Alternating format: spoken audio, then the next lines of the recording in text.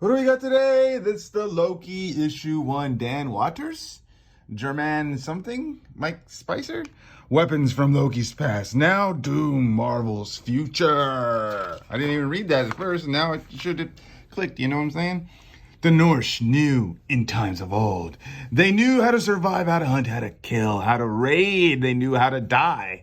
And they did this in abundance. And so they knew how to mourn. And they did so that they knew how to bend the warrior's sword. What would they bend the sword for? What is that significant of? That the dead knight might be honored. Okay, how that it will never be used again. They can't use that in the afterlife.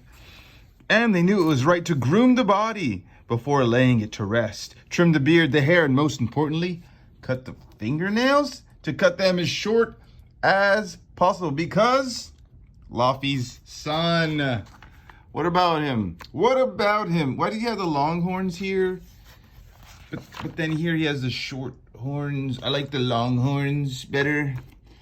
The Norse knew the god of mischief that had been building a warship since the dawn of time to sail against the gods of Asgard.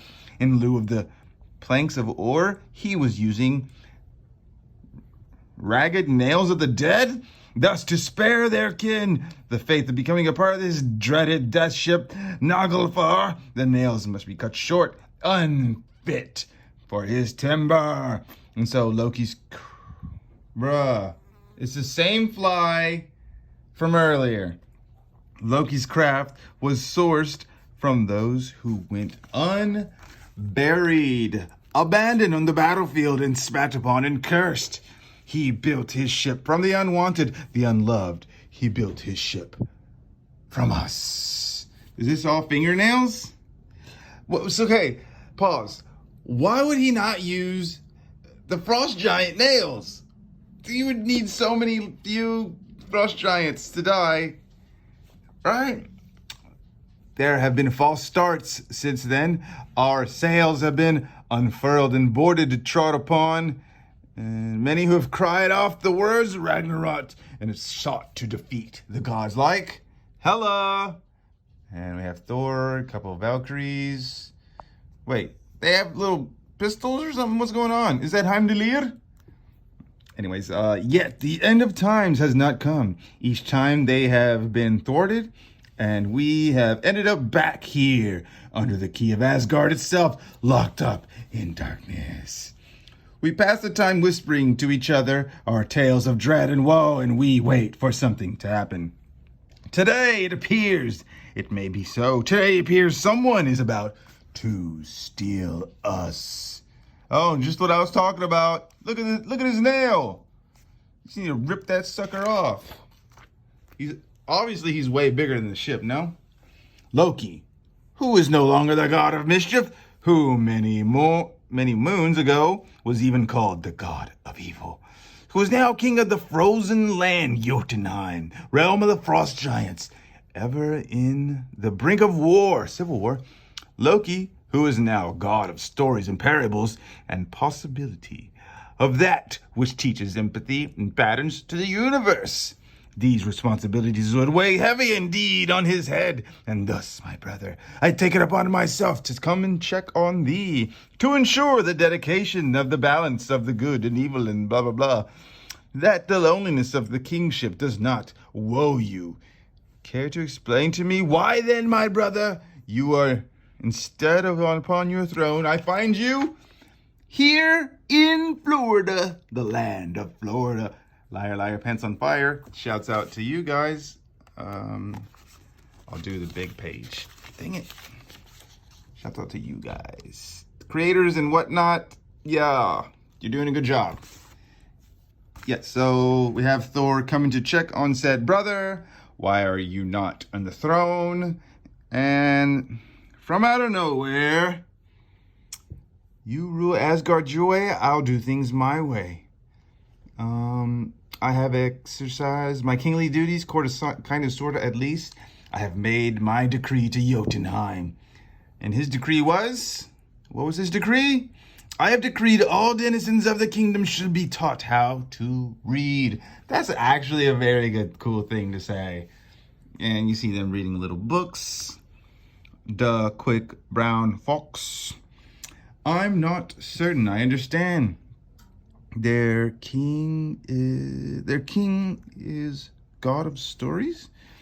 Oh, so this is Thor saying their king is God of stories? They should be able to access him? Who's saying it? Besides, they kept trying to go to war with each other. Their ABCs are keeping them busy. Smart, right? Some of them have taken it to surprising enthusiasm. So they're reading with great glee. Illustrated Norse myth for children. Right. And then we see them breaking aboard the ship. We learn how to read. We could learn how to sail. Brother Rut and Glut are the ones kidnapping said boat and trying to said sail. It takes an awful lot of fingernails to build a long ship. And there are awful lot of us here sewn into our fate. Every time it's this box, it's like the narrator is the boat. To sail the Naglfar smooth, one must coordinate. So, yeah, one must coordinate. And you see here, they're like, no, not that way. Oh, that's the dumb world tree. No. And then, crack-a-boom, they crash right into the world tree in the center of the guards, whatever they are. They're probably looking at the pictures. Rut, Glut, Rut.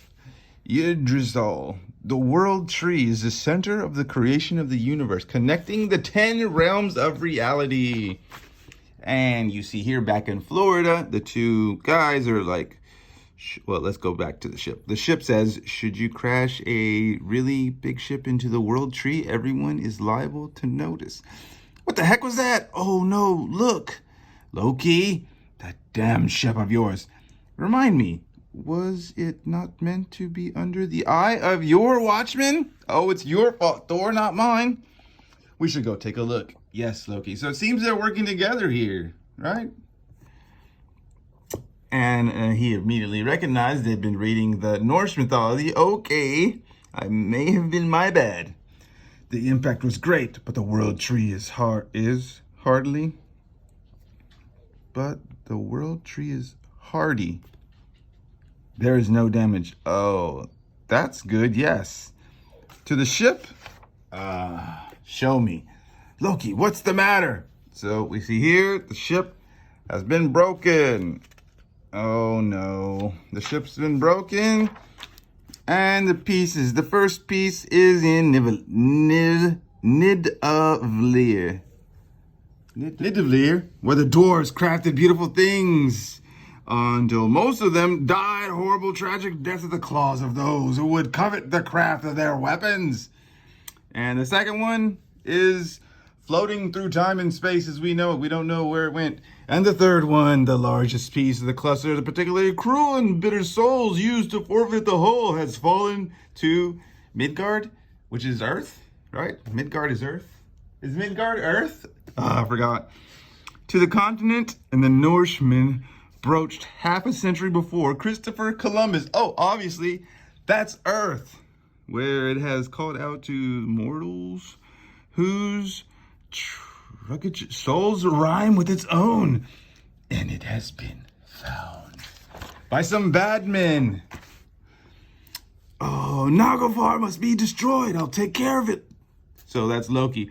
Loki, you must be quick and quiet about it. If these pieces of jettison are as dangerous as you say, you built a weapon. Your subjects have launched shards into the realms that are not your own. I know.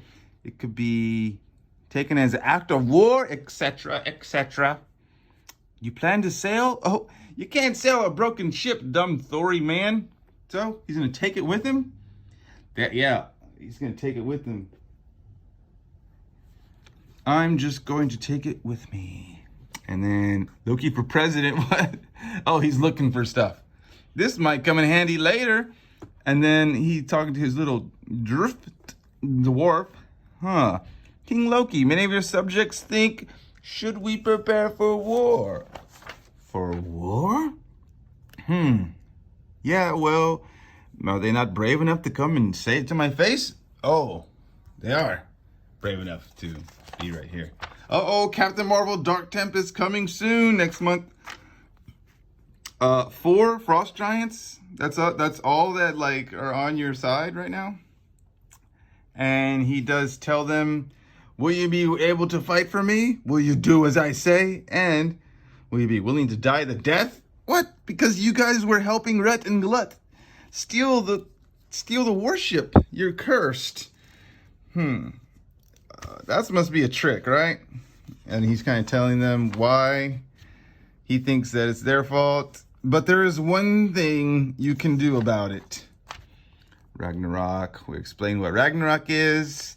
And others say maybe it's just war happening inevitably. Others say that's just taken for example. Like Nidvalar, which is where the dwarves live, which obviously has been destroyed numerous times, and there's only very few dwarves living. Once the realm of the forces of the dwarves was taken, yeah, obviously. And then that piece where the dwarf lives, is there only one? There's got to be more than one dwarf, but he finds it. He finds it. So Loki said that they're cursed for helping Rut and Glut get on the ship, and the only way to undo the cursing is to go to the Royal Library and read how to reverse said curse, which obviously he was lying. The death curse on the ship, wasn't even sure if that would be that lot would buy such a dribble. Now, Nidvalar, I believe. Yeah, I think it's gonna be too late. Let's fetch that first piece before it comes too much drama.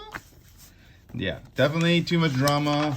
There's already been a war in this short amount of time, I guess. This dwarf named Simir Thatcherbeard.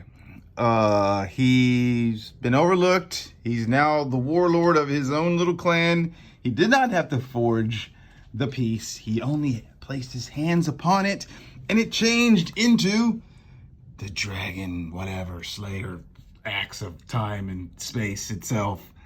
So yeah, that happened. And then Loki is spotted, and oh dang, hold on, Loki is captured, and they're about to have his head off with his head. So that's what I'm looking for. Listen to me, guys. Listen. Loki Laufey's son, for who you are, tell us whether or not we are cursed or whether it should be immune. It is to it, our maker. We think that rather it's up to us, don't you? This is our story now, not yours. To be continued. Dun, dun, dun. Does he just... Are they going to break... Oh, they're going to break the ship. And they're going to sail for... Imagine if the dwarves were like build weapons for themselves and fight for themselves. I think that would be sick. I think so. Thor and Loki have to work together. They're gonna band together, obviously, right? It has to happen. Anyways, issue 1, Loki. Pretty interesting things happening. Pretty